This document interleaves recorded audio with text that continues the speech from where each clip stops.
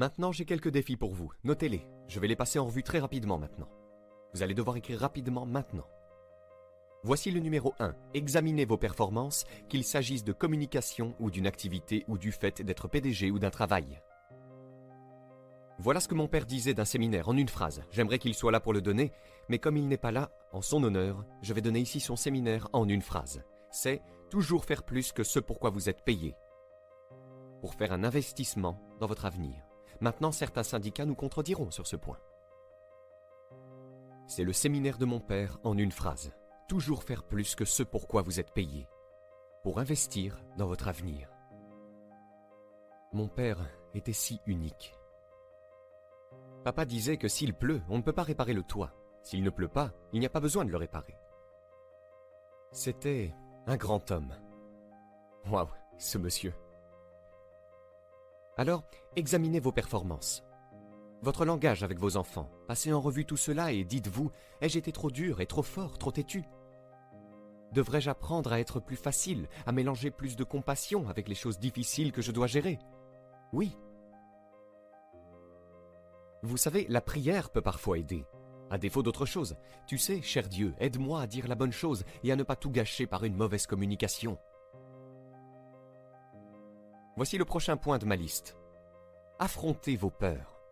Vous savez, je ne sais pas quel défi vous pourriez rencontrer en revoyant les choses que nous avons abordées en termes de modification de votre philosophie, ou en revenant en arrière, et vous savez, en refaisant certaines choses que vous pourriez avoir gâchées. Mais fais face à toutes tes peurs, c'est comme ça que tu les vains. Ne les rejette pas, fais-leur face. Dites, voici ce dont j'ai peur, je me demande ce que je pourrais faire pour changer ça. Voici la prochaine étape, exercez votre volonté. Pour changer de direction, vous n'êtes pas obligé de continuer à faire ce que vous avez fait pendant les 6 dernières années si cela ne vous apporte pas les bénéfices que vous souhaitez. Au séminaire, je le fais pour Jerry. Mon mentor m'a aidé à faire le bilan des 6 dernières années pour ne pas répéter ses erreurs dans les 6 prochaines. Vous voyez, si vous êtes une noix, vous n'avez pas le choix de faire les 6 prochaines années comme vous avez fait les 6 dernières. Mais si vous n'êtes pas une noix, voici ce que vous pouvez faire. Choisissez une nouvelle destination et commencez à aller dans cette direction. Vous vous dites, j'ai fait ça ces 2 dernières années, je vais probablement devoir le faire encore 2 ans. La réponse est non, pas avant 1 million d'années. Maintenant, vous pouvez changer un petit degré à la fois, ou si vous le voulez, vous pouvez tout révolutionner. Qui a dit que vous ne pouvez pas tout révolutionner en une semaine et commencer une toute nouvelle direction qui vous aidera très certainement à arriver dans un tout nouvel endroit, dans 1 an, dans 3 ans?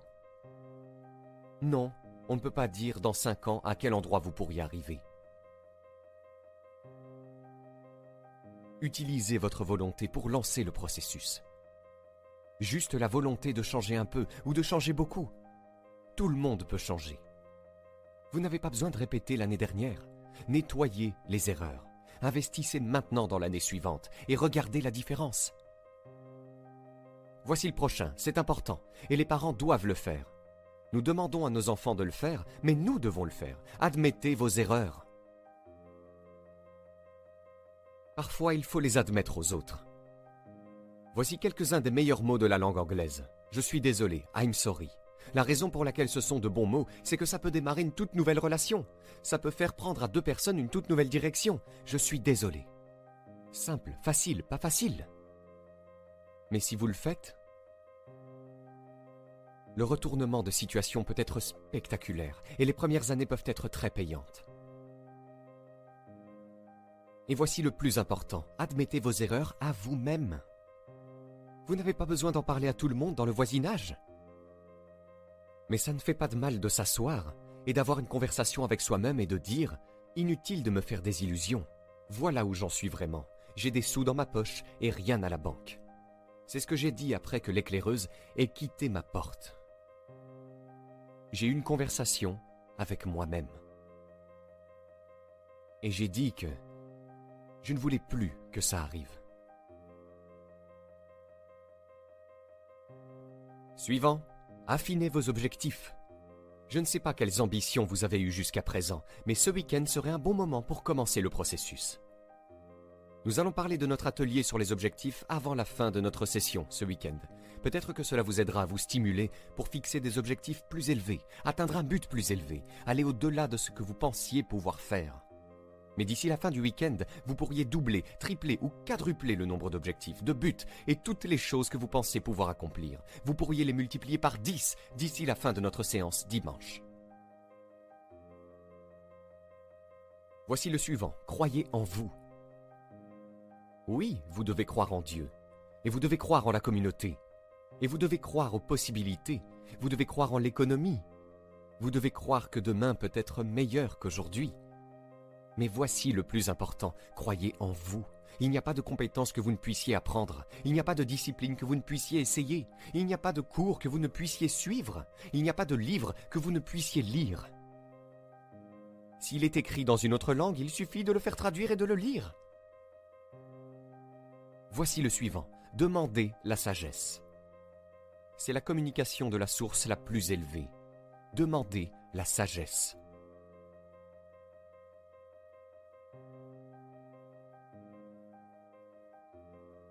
Demandez la sagesse qui crée des réponses.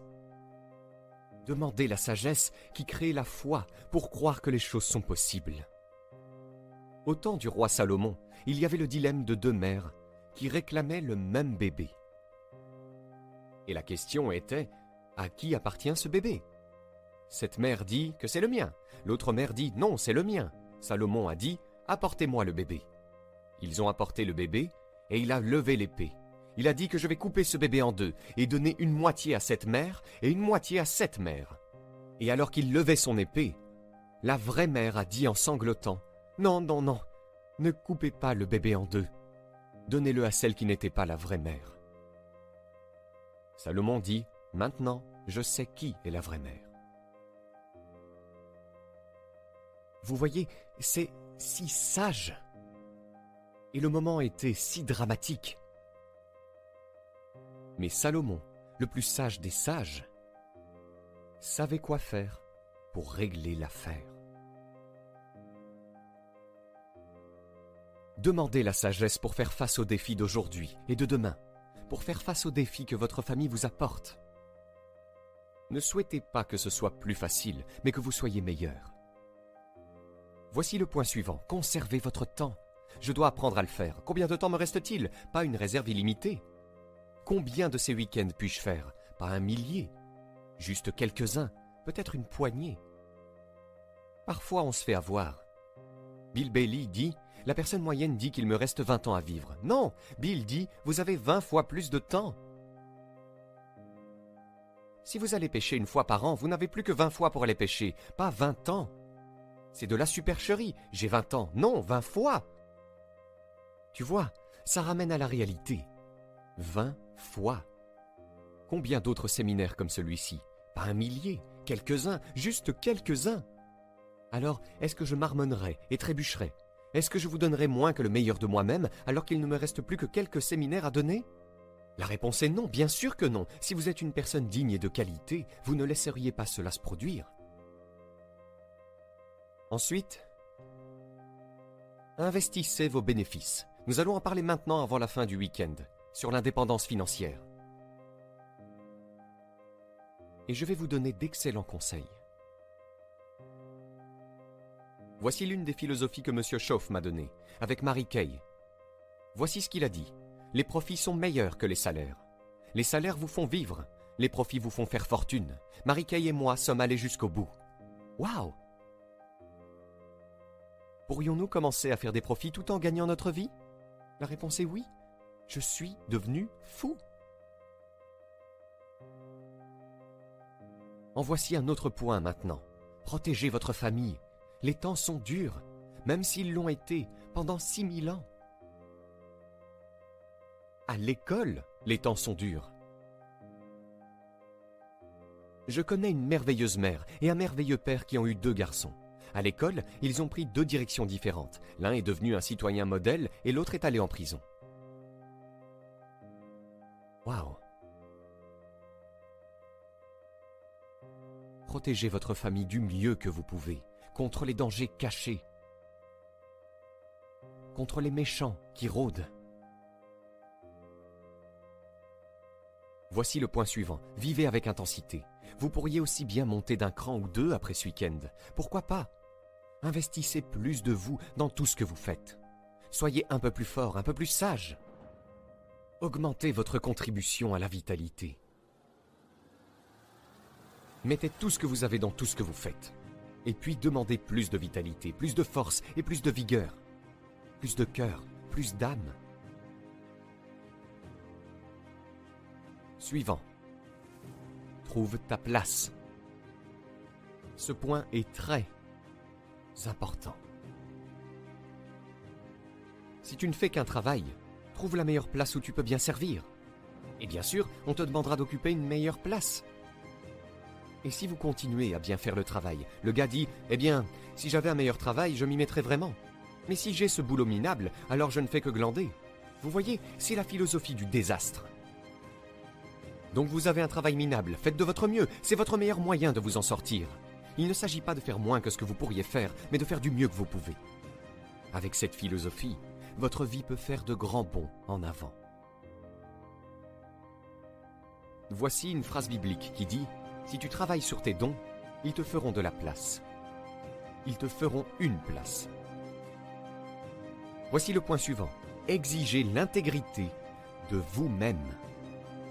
Vous ne pouvez pas exiger l'intégrité de quelqu'un d'autre. L'intégrité est comme la loyauté. Vous ne pouvez pas l'exiger de quelqu'un d'autre. Vous ne pouvez l'exiger que de vous-même. Soyez le meilleur exemple de loyauté et vous aurez des adeptes fidèles.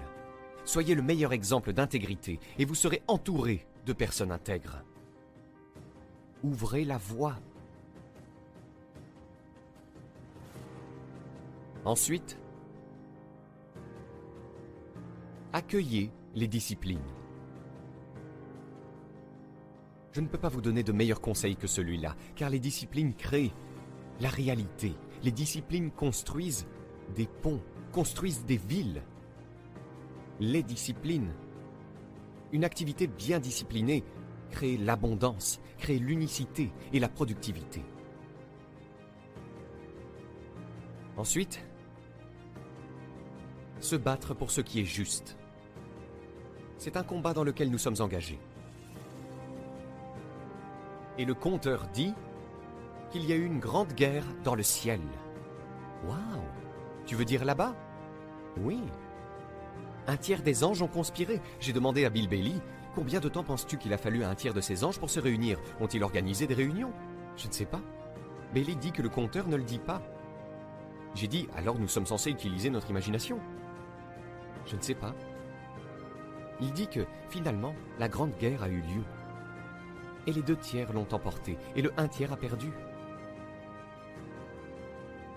L'un des auteurs des dernières écritures de la Bible, voici ce qu'il a dit. « J'ai combattu le bon combat. » Vous voyez, c'est extraordinaire de pouvoir dire « Je me suis battu pour mes enfants, et je me suis battu pour ce qui était juste, et je me suis battu pour ma bonne santé, et je me suis battu pour protéger mon entreprise, et je me suis battu pour une bonne carrière qui bénirait ma famille. » J'ai combattu le bon combat. C'est bon de se battre.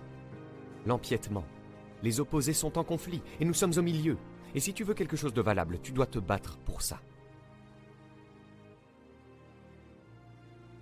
Puis cet écrivain a aussi dit, non seulement j'ai combattu le bon combat, et je terminerai par ça. Et j'ai une liste beaucoup plus longue, mais peut-être que je pourrai la couvrir à un autre moment. Il a dit, j'ai combattu le bon combat, et j'ai gardé la foi. Vous voyez, c'est ça le truc. Gardez la foi avec votre famille, battez-vous comme des fous et gardez la foi. Combattez l'ennemi et gardez la foi. Combattez la maladie et gardez la foi. Combattez le mal et gardez la foi. À présent, vous pouvez obtenir gratuitement notre nouveau guide des 5 étapes pour fixer et atteindre votre objectif le plus ambitieux à 100% coup sûr en cliquant sur le premier lien dans la description sous cette vidéo. Et si vous avez aimé cette vidéo, cliquez sur le bouton j'aime et abonnez-vous à la chaîne maintenant pour ne rien rater. Gather new knowledge, make better decisions about what's valuable. And I'm telling you, if you'll do that, your whole life will change. Your health will change. Your relationship with your family will change. Your ability to cope with challenges and problems will change. I'm telling you, income, promotions, all of it will change. If you will change, it'll all change. If you won't change, it isn't going to change. You can keep your fingers crossed if you want to and hope they'll straighten it out. You can wish for the wind not to blow quite as severe, but I'm telling you, wishing for the wind to change in your favor, we call naive at best. Don't do this any longer. Wish for a better wind. The key is to wish for the wisdom to set a better sail. Utilize whatever wind that blows to take you wherever you want to go. That is the philosophy I picked up at age 25, and it revolutionized my whole life. My mentor said, Mr. Rohn, you've been working 6 years. How are you doing? I said, not very well. He said, I suggest you not do that anymore. He said, couldn't we go over the last 6 years and find out where your errors in judgment were? And couldn't we correct those and invest that correction in the next 6 years? I said, I guess we could. That's how I went from pennies to fortunes. Incredible. Only humans can do this. See, if you were a tree, you'd be stuck. Right? If you used up all the nourishment around you, couldn't move, then you would die. But that's not true. So, however much you want to change, that's up to you. But see, if there's a class and you don't take it, and a skill and you don't learn it, and a discipline and you don't try it, and if there's a possibility and you don't explore it, then who are we going to blame? Nobody but yourself. You know, we put some of the valuable things on the high shelf, so you can't get to them until you qualify. If you want the things on the higher shelf, you've got to stand on the books you read. Every book you read, you get to stand a little higher so you can get the things on the higher shelf. Become a good reader. All of the successful people I know and work with around the world, they're all good readers. Curiosity drives them to read. They gotta know. They just read. Did you know there's books on how to be stronger, more decisive, be a speaker, be a leader, have a better effect on other people, develop your personality? Did you know there's books on that? And people don't read them? How would you explain that? And they can read. Did you know that hundreds of successful people have written their stories in books and they wrote down how they did it and people don't read it? How would you explain that? The guy's busy, I guess. You know, you get tied up. The guy says, well, yeah, you work where I work, but the time you struggle home, it's late. You got to eat a bite of supper, watch a little TV, get to bed. You can't sit up half the night reading. And the guy's behind on his car payment. Good worker, hard worker, sincere. But you got to be better than sincere and work hard. Otherwise, at the end of your life, you'll wind up cold, stony broke. You got to be better than a good worker. You got to be a good reader. Now, you don't have to read or listen to educational cassettes half the night. Although if you're broke, it's a good place to start. But here is all I ask, just 30 minutes a day. That's all. Stretch it to an hour if you can, but at least 30 minutes. Hear or read something challenging, something instructional, at least 30 minutes a day. And here's the next key. Every day. Don't miss. Miss a meal, but not your 30 minutes.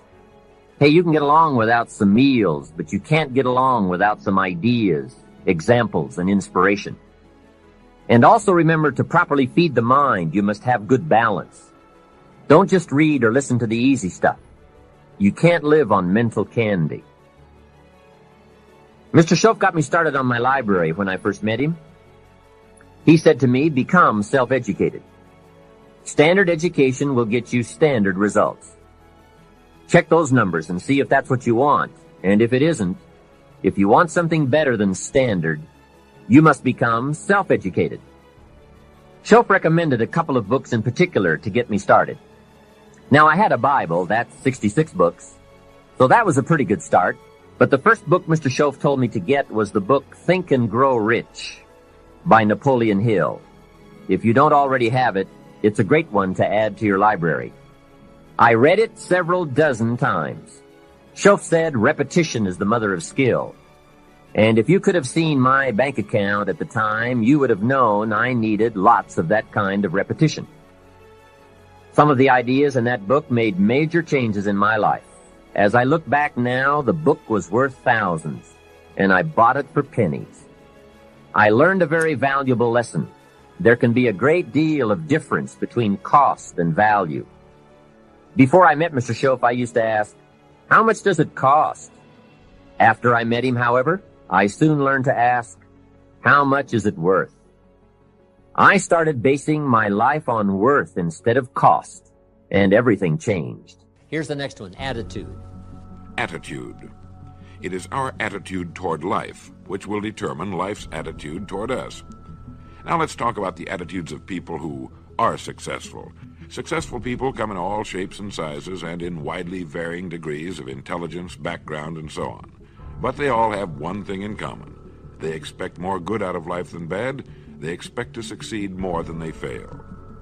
If you want something worthwhile, take the attitude that there are a lot more reasons why you can have it than there are that you cannot, and set out to earn it. Go after it, work at it, ask for it, and 9 times out of 10, you'll get it. Now, let me tell you of a little test you can make which will prove beyond any shadow of a doubt that a good attitude can change a person's life as dramatically as walking from a darkened room into the bright, clear light of day. So here's the test. For the next 30 days, act toward the world, everything and everyone with whom you come in contact, with the attitude which represents the kind of results you want to achieve. That is, if the result you want is more success in what you're doing, act as though you are already in possession of the success you seek. If you want others to treat you with admiration and respect, treat others with admiration and respect first. Have you ever stopped to think of this? Every human being on earth is the most important human being on earth as far as he or she is concerned. You may never get anyone to admit it, but it's a fact. So for the next 30 days, treat every person with whom you come in contact as the most important person on earth, remembering as you do so that as far as that person is concerned, he is. Now, the reason I say treat everyone in this fashion is mainly because this is the way human beings ought to treat each other, and because it will help you form a habit that will bring you amazing and delightful results for the rest of your life. Have you ever noticed that the higher you go in any organization of value, the nicer the people seem to become? You see, the bigger the person, the easier it is to talk to him, to get along with him, to do business with him. Do you know why? It's because he's got a good attitude, and people with the best attitudes just naturally gravitate toward the top. So for 30 days, act toward others and the world at large in exactly the same manner you want the world and others to act toward you. Treat your wife or husband as the person he or she really is, the most important person in your life, and the same with the children. Carry out into the world each morning for 30 days the kind of attitude you would have if you were the most successful human being on earth. And notice how it quickly develops into an habitual attitude. When a person does this, he should realize he has already placed himself on the road to what he seeks. He is right now in the top 5% of the people in this or any other country. He has prepared the ground and planted the seed. He has made of himself a magnet, an embodiment of that which he seeks.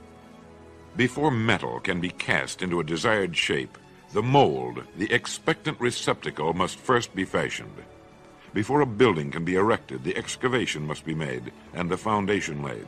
And before a person can achieve the kind of life he wants, he must become that kind of individual. He must think, act, talk, walk, and conduct himself in all of his affairs as would the person he wishes to become. He is then actually that person, and the things that person would have and do will naturally come to him. Almost immediately, a change will be noticed. Irritations that used to frustrate and annoy disappear. When some less informed individual gives you a bad time, stay on the track. When someone cuts in front of you with his car or acts in any other manner that shows his ignorance and lack of courtesy, don't permit yourself to drop to his level. Pity him, for that's what he really deserves. That's the very group a person doesn't want to belong to. And if he acts like them, well, let's face it, he belongs with them. There's nothing in the world that men, women, and children want and need more than the feeling that they're important, that they're needed and respected. They will give their love, their affection, their respect, and their business to the person who fills this need. So the magic word is attitude. And in summing up, a few points to keep in mind. 1, it is our attitude at the beginning of a task which, more than anything else, will affect its successful outcome. 2, it is our attitude toward life which determines life's attitude toward us. 3, we are interdependent. It is impossible to succeed without others, and it is our attitude toward others which will determine their attitude toward us. 4, before a person can achieve the kind of life he wants, he must become that kind of individual. He must think, act, talk, walk, and conduct himself in all of his affairs as would the person he wishes to become. 5, The higher you go in any organization of value, the better will be the attitudes you'll find. 6. Your mind can hold only one thought at a time, and since there's nothing at all to be gained by being negative, be positive. 7. The deepest craving of human beings is to be needed, to feel important, to be appreciated. Give it to them, and they'll return it to you. 8. Look for the best in new ideas. As someone said, I've never met a person I couldn't learn something from. 9. Don't waste valuable time broadcasting personal problems. It probably won't help you. It cannot help others. 10. Don't talk about your health unless it's good. 11. Radiate the attitude of well-being, of confidence, of a person who knows where he's going. This will inspire those around you, and you'll find good things will begin happening to you. And 12, lastly, for the next 30 days, treat everyone with whom you come in contact as the most important person on earth. If you'll do this for 30 days, you'll do it for the rest of your life. Now here's the third of the 5 ideas, number 3, and it's called lifestyle. Because the essence of life is not a Ferrari or a bank account. It's not $1 million. Here's the essence of life. Learning to live a good life. Don't just learn how to earn, learn how to live. Mr. Shoaff taught me lifestyle in those early days, starting with small amounts. He said, imagine that you're getting your shoes shined, and the shoe shine boy has done a fabulous job. So you pay him for the shine. Now you consider from the change in your hand what kind of tip to give him. And the question pops into your mind, shall I give him 1 quarter or 2 quarters for my neat shine? Mr. Shoaff said, if 2 amounts for a tip ever come to your mind, always go for the higher amount. I said, what difference would that make, 1 quarter or 2 quarters? He said, all the difference in the world. If you said, well, I'll just give him 1 quarter, that will affect you for the rest of the day. You will start feeling bad. Sure enough, in the middle of the day, you will look down at your great shoe shine and say, I've got to be cheap. 1 lousy quarter. That will affect you. However, if you go for 2 quarters, Shoaff said you can't believe the feeling you can buy for another quarter. That's lifestyle. So develop your lifestyle a little more. Your style of seeing, giving, sharing, enjoying. It's not the amount that counts, but the experience of choosing to live with style. I remember saying to Mr. Shoaff one time, if I had more money, I would be happy. And he gave me some of the better words of wisdom when he said to me, Mr. Rohn, the key to happiness is not more. Happiness is an art to be studied and practiced. He said, more money will only make you more of what you already are. If you're inclined to be unhappy, if you get a lot of money, you will be miserable. More money will only make you more. More money will only amplify. If you're inclined to be mean, and you get a lot of money, you will be a terror. If you're inclined to drink a little too much, when you get a lot of money, you can now become a drunk, because you can drink everything. So style is not more. Style is an art. Here's something else to think about. Did you ever hear where the expression tip came from? As in tipping the waiter or waitress in a restaurant. Mr. Shoaff taught me that it began as a symbol for the phrase, to ensure promptness. Now, Shoaff said, if a tip is to ensure promptness, when should you give it? Answer, up front. See, I didn't know that. I said, no, you have lunch, and if you get good service, you leave a good tip. If you get lousy service, no tip. And he said to me, no, Mr. Rohn. Sophisticated people don't take a chance on good service. They ensure good service by giving the money up front. I said, wow, what a way to live. I had never thought of that. So the next time you have someone special to take to lunch, call the waitress over, arm around the shoulders and say, here's $5. Would you take good care of me and my friend? Shoaff said you won't believe what happens. They do what's known as hover. They hover around your table. Same money, different style. The next one is activity. Now here's an important question. What is your philosophy about activity? What about hard work? What about long hours?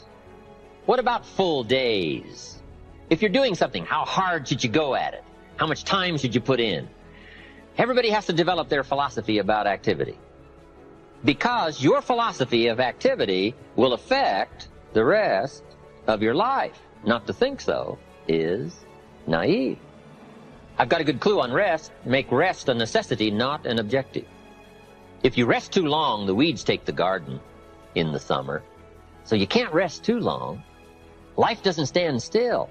And the threat of life will start overwhelming the values of life if you just let it go. So we've all got to have a philosophy about activity. Let me give you one of the best I know. Here's what it says. An ancient phrase says, whatever your hands find to do, do it with all your might. That's a philosophy. You say, well, I'm getting by with half my might. Well, okay, but you've got to decide on your own personal philosophy of activity. Now, this philosophy says, do it with all your might. Do you think there's any value or virtue in that? But all you can become. See what all you can do. See how much you can earn, how much you can share, how much you can start, how far you can reach, how far you can extend your influence. Now, here's number 5. Measure progress. Because if you're going to play the great drama game of life, the key is to keep measuring progress to see how you're doing. How's your health doing? How's your income doing? How are your investments doing? If you're building a house, how is it coming along? What's going on? Measuring progress. That's what we call the name of the game. Here's how we teach it to our children. You must make measurable progress in reasonable time. Now, we must be reasonable with time.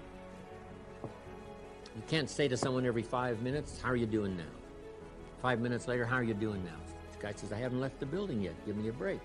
So 5 minutes to ask for a count or a measure is too soon. 5 years is too long, too late. Too many things can go wrong.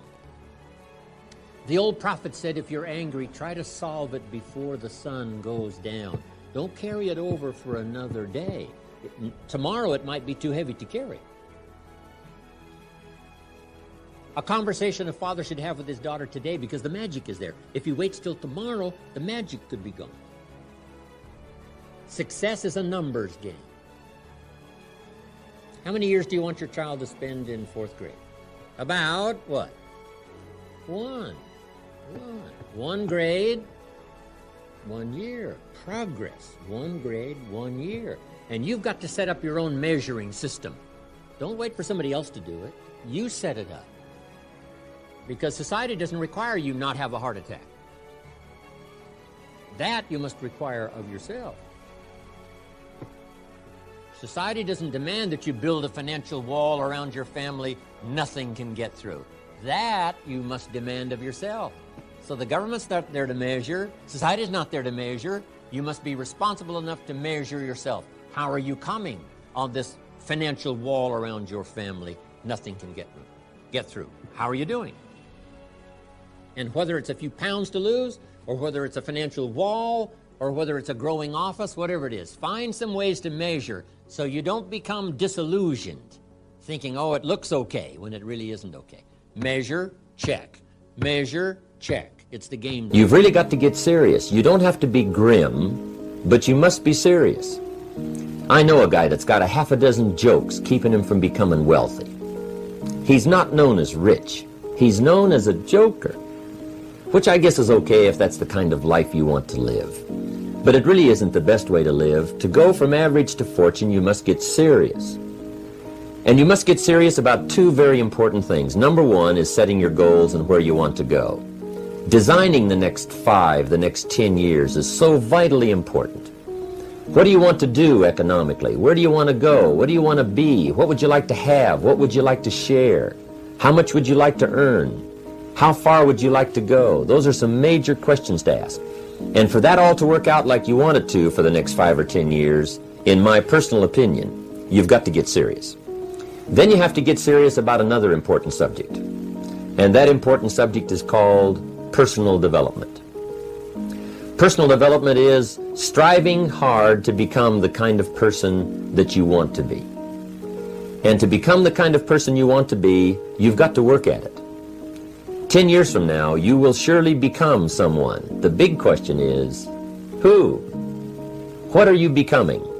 And if you go to work on it now, sure enough, in a very short period of time, you can take on a new direction to become the kind of person you want to be.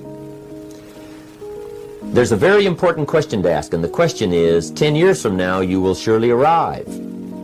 And the question is, where? So to answer the question of where you want to arrive and the kind of person you want to be, you've got to get serious. So that's point number one. To make your life worthwhile and unique, to go from average to fortune, you've got to get serious. Now, the second point is, get smart. To make your life work out worthwhile, you've got to have some ideas. You've got to have the information. So you've got to be smart. In fact, in this decade, you must be much smarter than you were in the last decade. You've got to read the books. You've got to come up with the information. When I have a chance to talk to the high school kids, that's the theme of my talk. Get smart. There's nothing worse than being stupid. And if you will read the books, learn from your experiences, do all the things that you possibly can to get the information, sure enough, you'll be wiser this year than you were last year. And I've got a few techniques that I teach in my seminar on how to get smarter. Keeping a journal, going to the lectures, going to the seminars, listening to the sermons, picking up ideas from other people. You just must keep up this steady process of learning. Never cease your quest for knowledge. And that's one of the key points to go from average to fortune. Get smart. Now here's number three. You've got to get going. All of the things that you've learned will not do you that much good if you don't put it into an action plan. You've got to get going. In my management and leadership seminar, we teach game plans, how to put all the good things that you've learned into action. Economic action, social action, personal action. How to make the changes and how to actually do the work, how to actually function. Get going, that's the key. Some people are ever learning, but they don't put it into action. They don't really take the action. It's like the man who keeps bringing materials to the building site and never builds anything. He keeps bringing in the sand and the gravel and the windows and the doors and the roofing material, and he just stacks up all these supplies, but he never builds anything. See, if you do that long enough, fairly soon they'll come and take you away. You've got to do something with what you've learned. You've got to take action. You've got to get going. So that's one of the most important things to learn, how to design your days, how to design your weeks, how to design the months, so that you take the proper action to get the proper return that you're looking for, whether it's economic or personal. Get going. It's a major key. Now here's number four. You must get excited. And not just the false enthusiasm of just pure positive thinking. You've got to get excited over some very basic things. One is, get excited over your ability to make yourself do the necessary things. Because discipline is major step one toward personal progress. And anytime a person wishes to, they can make major changes in their life, personally and socially and financially. It doesn't ever have to be the same after today. No telling what you could do today if you really wish to. The act of murder is a clear indication that a person in one drastic act can forever change the course of their life. It just happens to be in the negative direction. What I would ask you to do, starting today, is get excited about committing an act that's positive, an act that's constructive, to make the changes in your life that you want made, and to go the direction that you want to go. So that's number four, get excited. Get excited about your potential. Human capacity is usually never the problem. Little children can learn several languages. We can learn to do the most incredible things. All we need to do is take the time to do it. So it's not a matter of capacity. It's a matter of judgment. It's a matter of excitement. It's a matter of will. And it's a matter of wanting to bad enough. So it's pretty exciting to know that any day you wish, you can change your life. Any day you pick out, you can make major changes. It doesn't ever have to be the same again. And that's exciting. Knowing that intellectually and personally, you can actually do the things that will make major changes in your life. That's number four. Here's number five. Number five is get away. I have found, especially in the last 15, 20 years, that there's an important thing called life balance. You've got to learn to get away. You must learn to get away and be alone. Learn to get away and reflect. Learn to get away and learn how to live as well as how to earn. How sad it would be to learn how to earn well but not learn how to live well. You must balance your life. We teach something, especially in my staff, I teach something called lifestyle. Lifestyle is how you learn to live your life. Some people have money, but they don't even know how to spend it. They have time, but they don't know how to spend it. Some people are successful, but they don't know how to spend their success. They don't know what to do with it. They don't get joy from it. Rather, they get animosity. A father takes $5, crushes it, and throws it at his son and says, if you need it that bad, take it. Now it's the... Pick up a piece of trash and throw it in the receptacle. If everybody did that, what a better world it would be. A little contribution that cost nothing. I finally learned how simple it was to turn out the lights before I left my hotel room, to make a contribution. How much time does it take? A fraction of a second. Saves a little more electricity. What if everybody did it? Maybe the cost of a room might come down. If everybody contributed, everybody said, well, the hotel's going to benefit. Here's the answer to that. What difference does it make? What difference does it make if it's easy for you to make a contribution if you don't make it? Say, no, I leave all the lights on, it's the hotel, not me anyway. Then you have the wrong attitude. The attitude is, if it's easy for me to conserve, if it's easy for me to do something that becomes my daily and yearly and life routine, what it does for my psyche, what it does for my self-esteem, even though it's quiet self-esteem, it's not publicized, it's not something you're recognized for, in front of an audience of 10,000, but it's something that you recognize. Here's the kind of person I am, whether anyone ever sees it or not. Here's the things I do that helps to accelerate my own self-esteem. I don't need public recognition. I don't need a pin for it. I don't need a Congressional Medal of Honor. I have enough dignity to give myself honor for the things I do that make a contribution, whether anyone else does it or not. Now, it's easy to say, well, no one turns out the lights. Say, no one but me. I'm one of those rare individuals. And that doesn't have to be publicly recognized. Just so in your heart and soul, you know you are one of those rare individuals that does these little things. So we're affected by the environment. Next, we're affected by events. Some small, some big, some personal, some national, some global. The hurricane. What's the name? Dennis. Heading for the east coast of America. Looks like it might turn and go north. But events affect us all. How about the missile crisis? Some of us go back that far, right? Some of you got gray hair like me. Russia tries to sneak their missiles into Cuba. Kennedy finds out about it and calls and says, Nikita, John Kennedy, you can't put your missiles in Cuba. Nikita Khrushchev said, Mr. President, you're young at this game. This is Nikita Khrushchev. This is Russia you're talking to. We can put our missiles wherever we darn well please. Wow, that started it. Next call. Mr. Khrushchev, sir. Not in Cuba. 90 miles from America. Khrushchev says, well, Mr. Kennedy, I hate to inform you, but the ships are already on the way with the missiles. Next call. Mr. Khrushchev, John Kennedy. Sir, I must inform you, and you must hear me clearly. We will not let your ships arrive. Now it's getting tough. People are starting to dig bomb shelters, right? When they heard this scenario. Next call. Nikita Khrushchev says, Mr. Kennedy, I promise you, sir, if you touch those ships, you've got war. Wow. Last call. John Kennedy says, Mr. Chairman, please, sir, I promise you, if it is war, Russia will cease to exist. There won't be any more Russia. Last call. And Nikita decided he better take his missiles and go back home. And the world breathed a little easier. Right? Those kind of events affect us. But there's small events and daily events, and family events, and national events, and community events. We're all affected by the events. Here's number 3.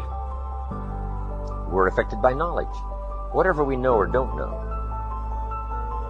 Good phrase to jot down if you haven't done it before in one of my seminars. Ignorance is not bliss. Ignorance is tragedy. Ignorance is devastation. Ignorance creates lack. Ignorance creates disease. Ignorance will shorten your life. Ignorance will empty your life, leave you with the husks, nothing to account for. Ignorance. Ignorance is not bliss. Here's another good one to note. What you don't know will hurt you. What you don't know will tragically affect your life. What you don't know will leave your life empty. What you don't know will leave you without a love affair or a relationship. What you don't know. So, we're all affected by knowledge, whether we know or whether we don't know. That's why you've got to read the books. Key phrase, the book you don't read won't help. Next, we're affected by results.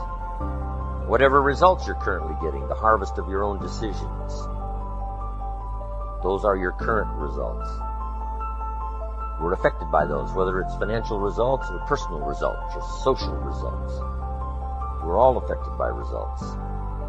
Disciplines undone in the future give us poor results. Discipline managed well gives us good results. Here's number 5. We're affected by our dreams, our vision of the future. Next key, you want to make sure that the greatest pull on your life is the pull of the future. Some people live in the past and let their life be continually pulled and influenced by the past. And yes, we must remember the past and review the past to make it useful to invest in the future.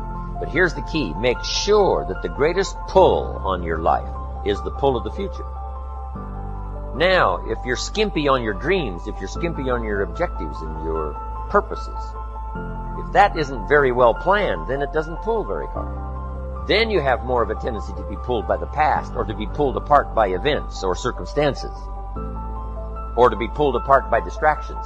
So in order to save yourself from being pulled apart by distractions or pulled back to the past, you want to now start really designing the future so that the greatest part of your attention and focus and pull, like a magnet, pulls you forward into the future to accomplish your goals. But if you're weak in learning to set goals, if you haven't really worked on this that we're going to work on, then that is a solution you need to consider. Goals are like a magnet. They pull, and the stronger they are, and the more purposeful they are, the bigger they are, the more unique they are, the stronger they pull. If you have excellent goals and high dreams, here's what they also do. They pull you through. Pull you through all kinds of down days, down seasons. They pull you through a winter of discontent. They pull you through distraction on every side that says, look here, look here, look here. Strong, powerful dreams like a magnet pull you through that. Strong dreams and goals pull you through a disaster. Some people get swallowed by the disaster because they have nothing on the other side of the disaster to pull them through. A bad day can almost overwhelm you if you don't have something really purposeful to go for at the other side of that day. At the other side of the difficult time, at the other side of the down time. If you've got plenty out there to attract and pull, it'll pull you through all these things. And very little of it will attach itself to you. You'll be able to get through some of the most difficult times if you have this spectacular vision ahead of you of where you're going and what you're going to accomplish. Getting through will be easy, or easier. So, learning to set goals. It is an incredible experience. Once I learned it, it transformed my life forever. Being here today is an accomplishment of my goals. When I travel around the world, sit on an airplane, I say, I dreamed about this one. I used to go to the airport and watch the planes fly away, and I said, one of these days, beyond one of those planes, I dreamed about it. I dreamed about the other side of the world. I've never been to Italy, but I dreamed about it. I've never been to Israel, but I dreamed about it. I've never been to South Africa, but I dreamed about it. Never been to Australia, but I dreamed about it. Sure enough, step by step and country by country and flight by flight, I started checking them off my list. It was the most exhilarating feeling. powerful to set those goals, reach out there into the future, design something to the best of your ability, refine it as you go, tear it up periodically if you want to, set a whole new list. It's your life. It's your future.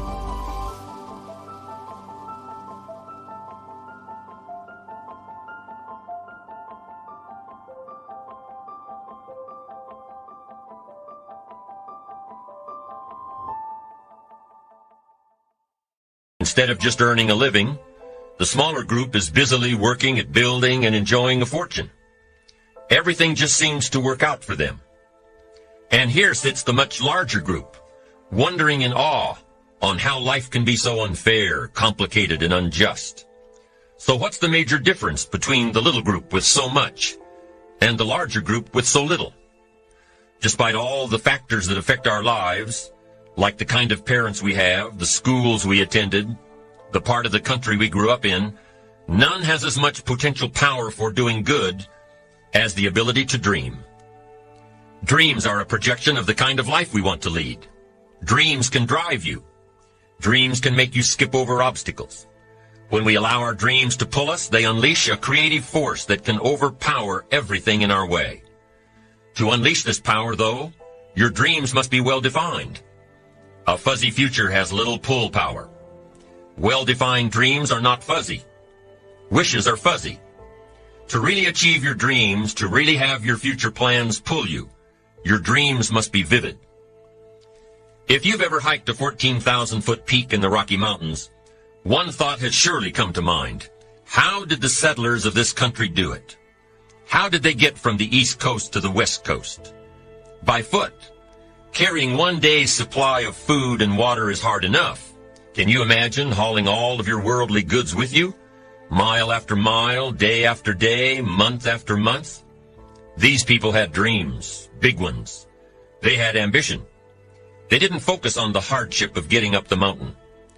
In their minds, they were already on the other side. Their bodies just hadn't gotten them there yet.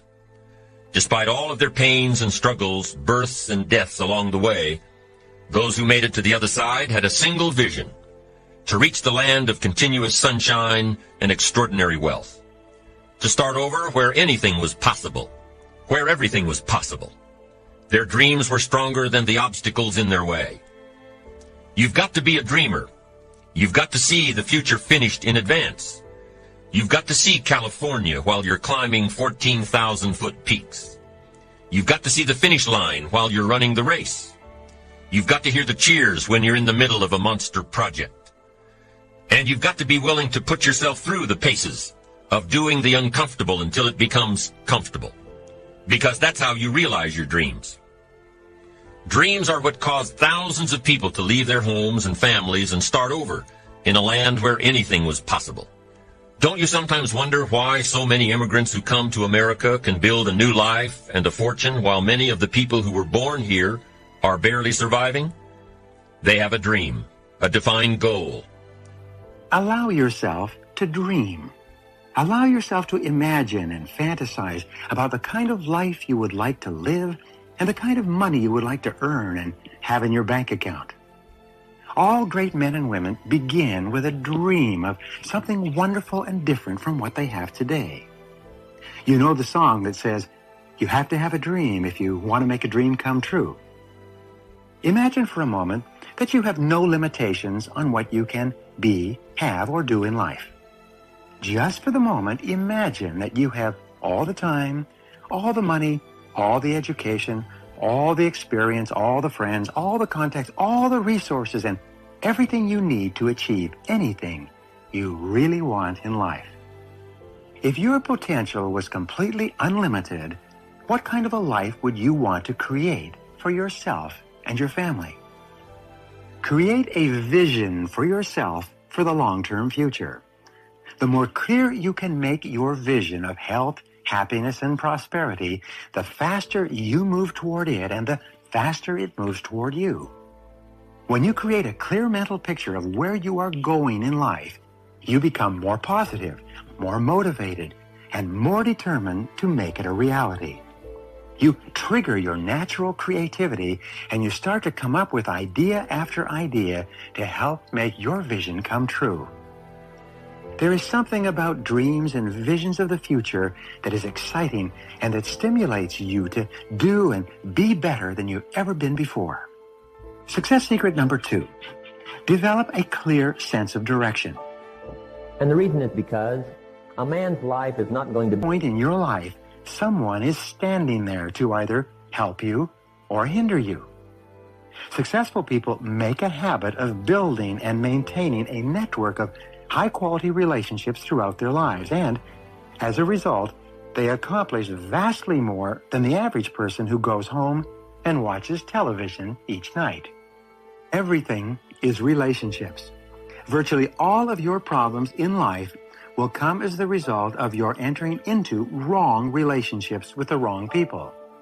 All must understand the story of the frog and the scorpion. According to the story of the frog and the scorpion, the story scenario says, the frog and the scorpion appeared on the bank of a river about the same time, and the frog was about to jump in the river and swim to the other side.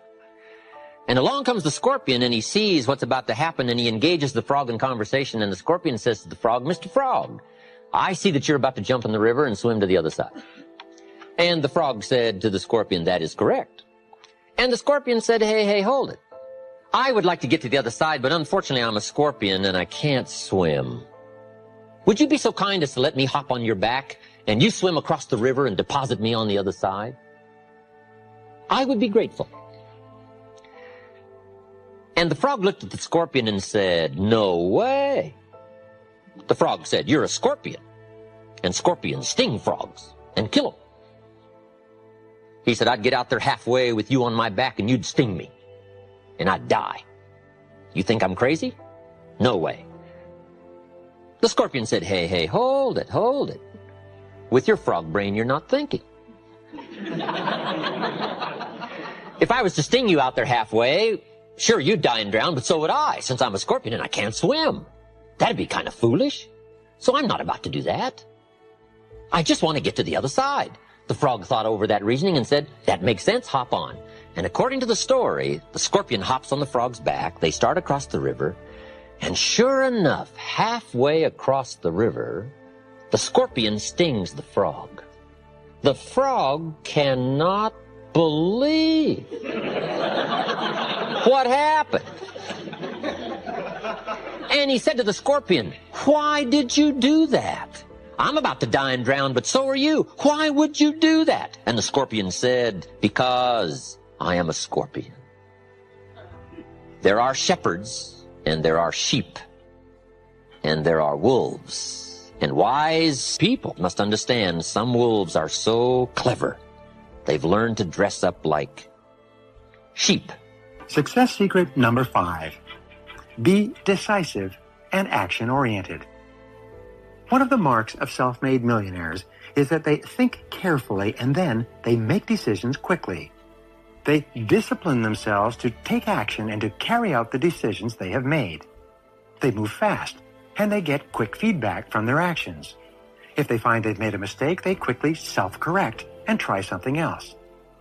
The key to triumph is for you to try. Successful people are decisive, and they try far more things than the average person. By the law of probabilities, the law of averages, if you try far more different ways to be successful, the odds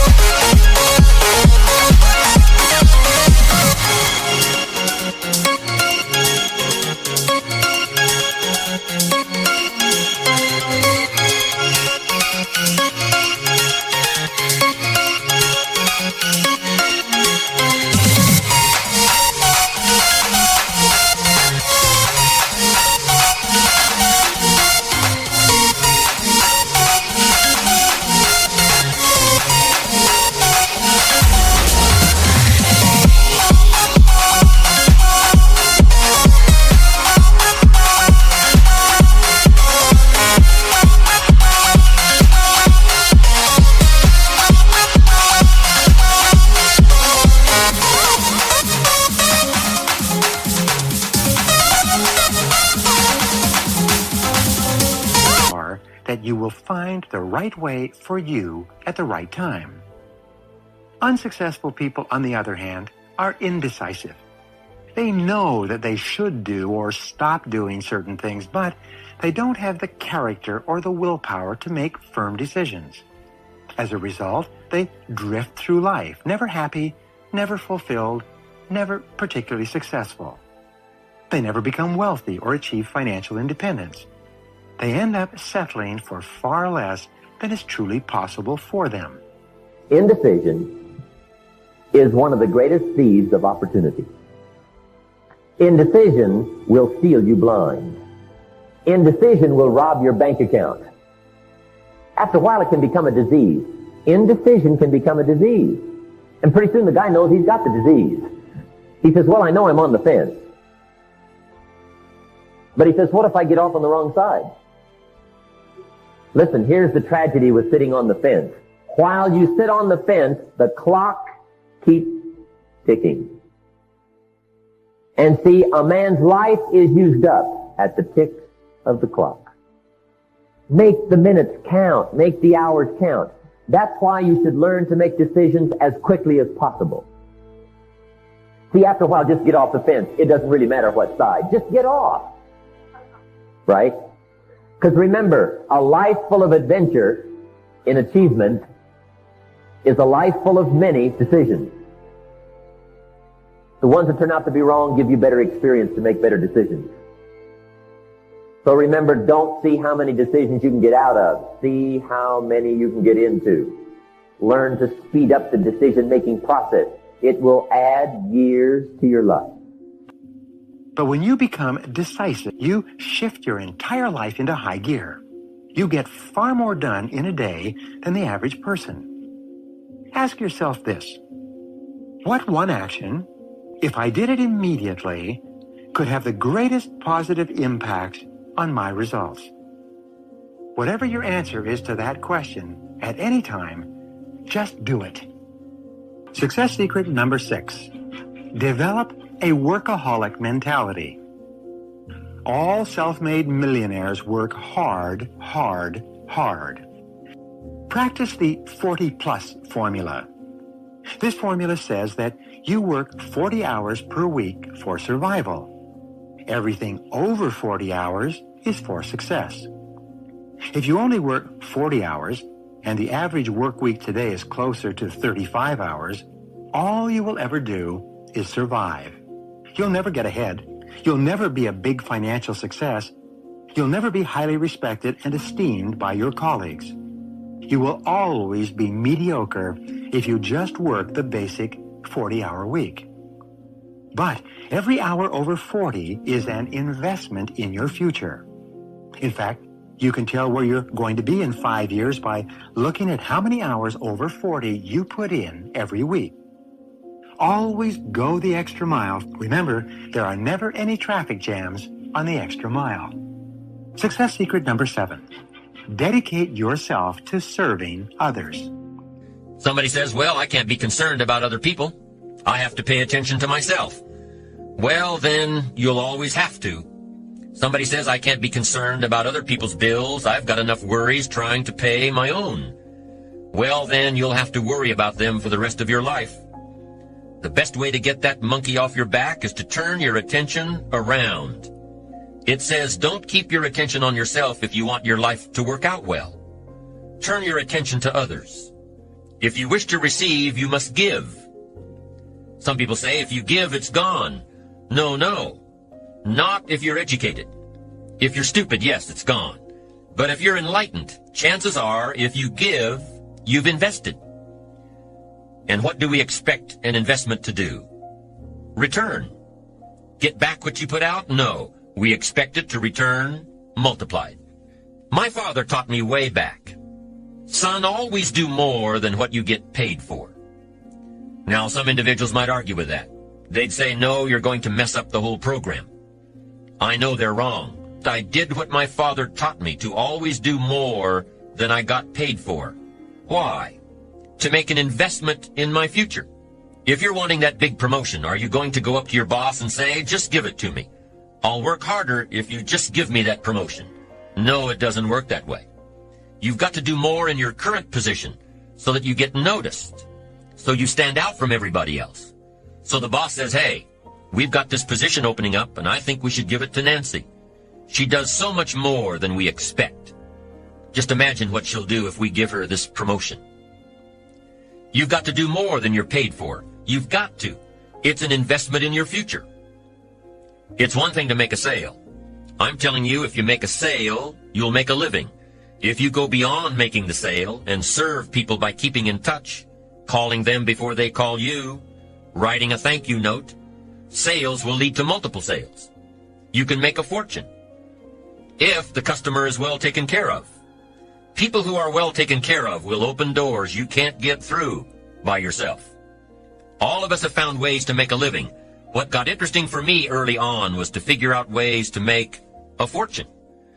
You'd say, well, Mr. Rohn, how would I deserve to make a fortune? It's easy. Render fortunes of service. People will do things you cannot believe for people who give them good service. Here's one of the greatest gifts you can give anybody, the gift of attention. In return, they will do extraordinary things for your career, take you by the hand, and lead you to more people than you could meet by yourself. Always do more than you get paid for. Once I understood some of this stuff, I'm telling you, it revolutionized my whole life.